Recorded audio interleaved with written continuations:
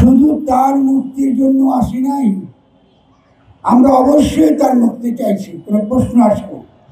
একই সঙ্গে যারা সংঘাত সৃষ্টি করে বাংলাদেশকে বিপদের দিকে ঠেলে দিচ্ছে তাদের বিরুদ্ধে গণপ্রতিরোধ গড়ে তোলার ডাক দেবার জন্য এসেছি।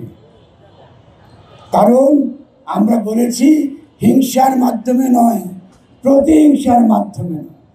আমাদেরকে কথোপকথনের মাধ্যমে যদি কারো মনে আমরা আঘাত দিয়ে থাকি, যে কেউ যে কোনোভাবে আঘাত দিয়ে থাকি, আমরা মনে করি এটা অবশ্যই আলাপ আলোচনার মাধ্যমে সমাধান করা সম্ভব। এটা তো এমন কোনো আহামরি করে কিছু না যে বিরাট ক্ষতি হয়ে গেছে।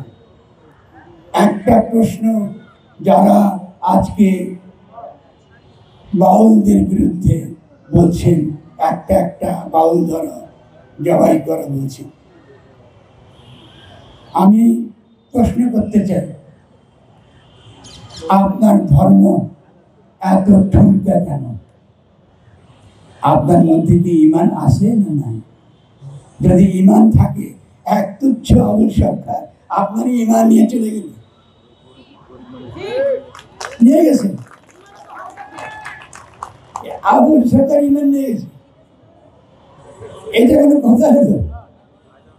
তাহলে আপনি আদান হয়েছে, আমরা শেষ করছি, ফলে আপনারা ধরে নেবেন এটার মধ্যে ধর্মের কিছু নাই।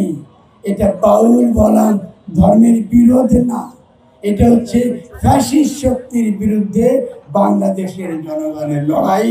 এবং এই লড়াইয়ে 5ই অগাস্টের মতো আমরা আবার জয়ী হব ইনশাআল্লাহ।